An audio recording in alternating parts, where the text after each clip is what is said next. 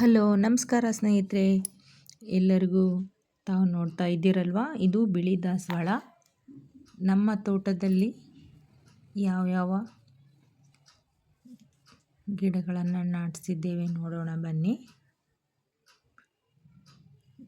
ನಾವು ಇವತ್ತಿನ ದಿನ ಔಷಧೀಯ ಸಸ್ಯವಾದ ಇನ್ಸುಲಿನ್ ಪ್ಲ್ಯಾಂಟ್ ಬಗ್ಗೆ ಸ್ವಲ್ಪ ಮಾಹಿತಿಯನ್ನು ತಿಳಿದುಕೊಳ್ಳೋಣ.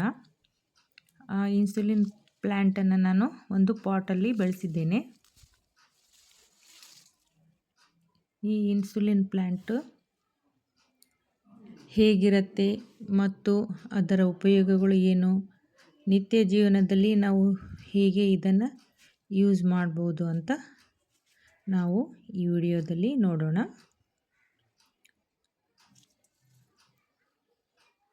ಈ ಒಂದು ಇನ್ಸುಲಿನ್ ಪ್ಲ್ಯಾಂಟ್ ಮತ್ತು ಅದರ ಉಪಯೋಗಗಳನ್ನು ನಾವು ನೋಡಿದರೆ ಅದು ಆಯುರ್ವೇದಿಕಲ್ಲಿ ತುಂಬ ಚೆನ್ನಾಗಿ ಮಧುಮೇಹ ನಿಯಂತ್ರಣ ಮಾಡೋಕ್ಕೆ ಒಂದು ಎಲೆಯನ್ನು ಬಳಸ್ತಾರೆ.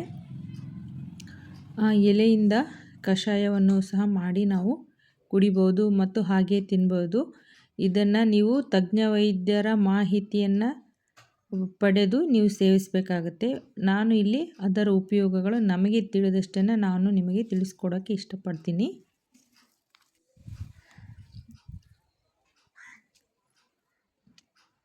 ಈ ಹೂವು ಅರಳಿದೆ ಅಲ್ವಾ, ಇದು ಒಂದು ಯೆಲ್ಲೋ ಕಲರಲ್ಲಿ ಅರಳಿರುವಂಥ ಸುಂದರವಾದ ಹೂವು.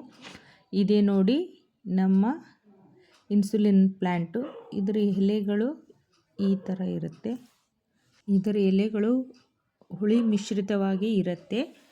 ಈ ಎಲೆಗಳನ್ನು ನಾವು ಆರೋಗ್ಯವಂತರು ಸಹ ಈ ಎಲೆಗಳನ್ನು ಸೇವಿಸ್ಬೋದು. ಇದರಲ್ಲಿ ಸಾಮಾನ್ಯವಾಗಿ ಶುಗರ್ ಕಾಯಿಲೆಯನ್ನು ನಿಯಂತ್ರಿಸುವ ಗುಣವನ್ನು ಹೊಂದಿದೆ. ಇದನ್ನು ಬೆಳಗ್ಗೆ ಖಾಲಿ ಹೊಟ್ಟೆಗೂ ಸಹ ಸೇವಿಸ್ಬೋದು ಮತ್ತು ಇದನ್ನು ಕಷಾಯ ಮಾಡಿಕೊಂಡು ಸೇವಿಸ್ಬೋದು.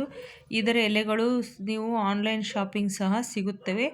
ಇಲ್ಲ ನಿಮ್ಮ ಮನೇಲಿ ಏನಾದರೂ ಈ ಎಲೆಗಳಿದ್ದರೆ ಅದನ್ನು ನೆರಳಿನಲ್ಲಿ ಒಣಗಿಸಿ ಮಿಕ್ಸಿಗೆ ಅಥವಾ ಪುಡಿ ಮಾಡಿಕೊಂಡು ಕಷಾಯ ರೂಪದಲ್ಲಿ ನೀವು ಇದನ್ನು ಸೇವಿಸ್ಬೋದು. ಇದರ ಹೆಚ್ಚಿನ ಮಾಹಿತಿಯನ್ನು ನೀವು ಆಯುರ್ವೇದಿಕ್ ತಜ್ಞರಿಂದ ಪಡೆಯಬಹುದು. ಆರೋಗ್ಯಕ್ಕೆ ರಾಮಬಾಣವಾಗಿದೆ.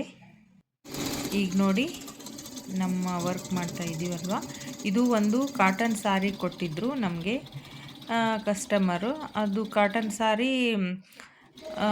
ಸ್ವಲ್ಪ ಮುದ್ದೆ ಆಗಿಬಿಟ್ಟಿತ್ತು. ಅದನ್ನು ನಾನು ಸ್ವಲ್ಪ ಇಸ್ತ್ರಿ ಮಾಡಿಕೊಂಡು ನಂತರ ಈ ಬ್ಲೌಸನ್ನು ವರ್ಕ್ ಮಾಡೋಕ್ಕೆ ಸ್ಟಾರ್ಟ್ ಮಾಡಿದ್ದೀನಿ ಫ್ರೆಂಡ್ಸ್. ಅವರು ಒಂದು ಬುಟೀಸ್ ಹ್ಯಾಂಡ್ಸ್ಗೆ ಒಂದು ಬುಟೀಸ್ ಕೊಟ್ಟು ನಂತರ ಚಿಕ್ಕದಾಗಿ ಸುತ್ತ ಬುಟೀಸನ್ನು ಕವರ್ ಮಾಡಿ ನಮಗೆ ಚೆನ್ನಾಗಿ ಕಾಣುತ್ತೆ ಅಂತ ಹೇಳಿದರು ಫ್ರೆಂಡ್ಸ್. ಅದಕ್ಕೆ ನಾನು ಈಗ ಹ್ಯಾಂಡ್ಸ್ಗೆ ಒಂದು ಬುಟೀಸ್ ಇಟ್ಟು ನಂತರ ಚಿಕ್ಕ ಡಾಟ್ಸನ್ನು ಇಡಬೇಕು ಅಂತ ಹೇಳಿದರು.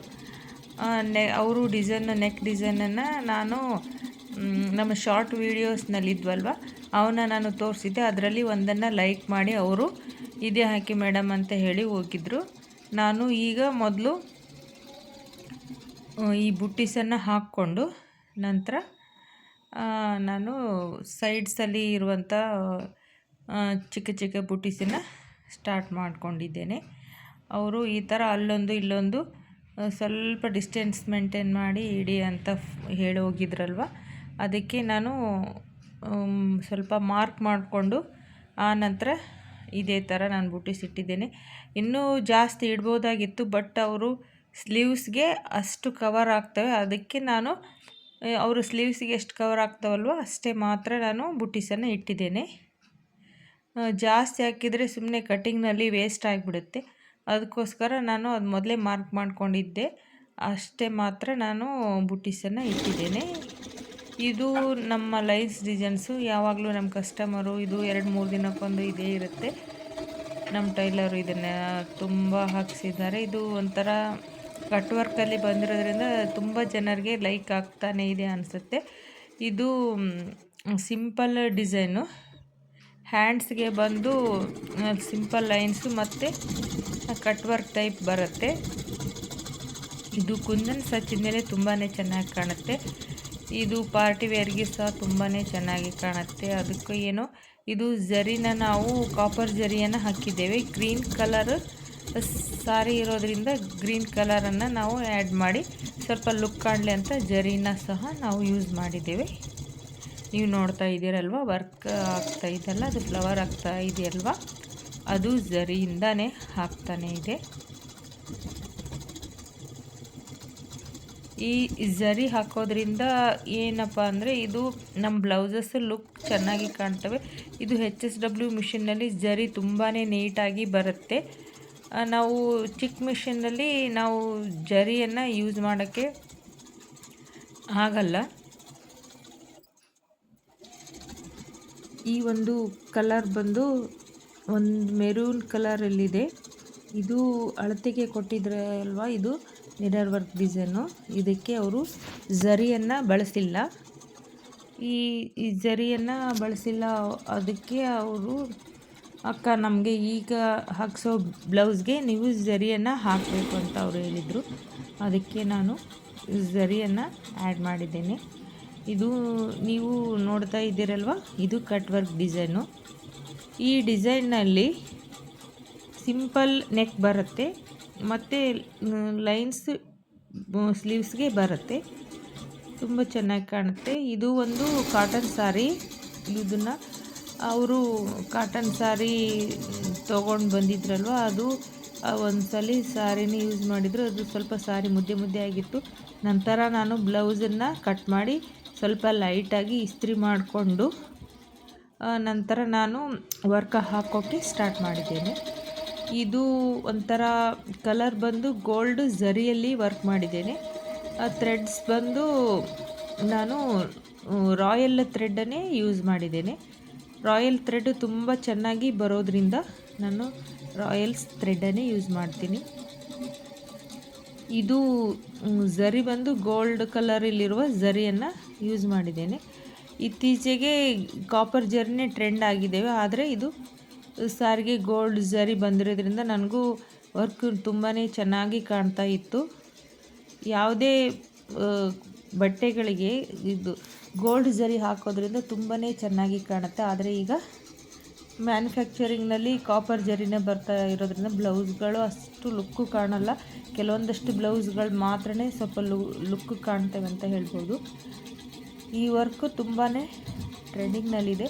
ಹ್ಯಾಂಡ್ಸ್ ಡಿಸೈನ್ಗೆ ಅವರು ಅಕ್ಕ ನಮಗೆ ಒಂದು ಬುಟೀಸ್ ಇಡಿ, ಬಿಗ್ ಬುಟೀಸ್, ನಂತರ ಸಣ್ಣ ಸಣ್ಣ ಡಾಟ್ಸ್ ಆಗಿ ನೀವು ಹ್ಯಾಂಡ್ಸಿಗೆ ಹಾಕಿ ಅಂತ ಅವರು ಹೇಳಿದರು. ಅದೇ ಥರನೇ ನೀವು ಮೊದಲನೇ ವಿಡಿಯೋದಲ್ಲಿ ನೋಡಿದ್ದೀರಲ್ವ, ಫಸ್ಟ್ ಬರುತ್ತಲ್ವ, ಅದು ಇದ್ರ ಹ್ಯಾಂಡ್ಸನ್ನು ಡಿಸೈನು ನಾನು ಮೊದಲೇ ಹಾಕಿಕೊಂಡೆ.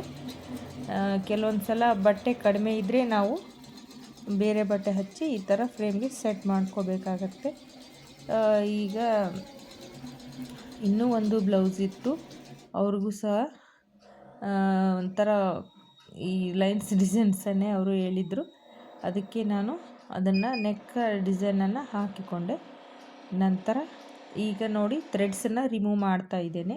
ಈ ಥರ ನಾವು ಫ್ರೇಮ್ನಲ್ಲೇ ಥ್ರೆಡ್ಸನ್ನು ರಿಮೂವ್ ಮಾಡೋದ್ರಿಂದ ತುಂಬಾ ವರ್ಕ್ ಚೆನ್ನಾಗಿ ಬರುತ್ತೆ. ಇನ್ನೂ ಚಿಕ್ಕ ಪುಟ್ಟ ಇದ್ದರೆ ನಾವು ಫ್ರೇಮು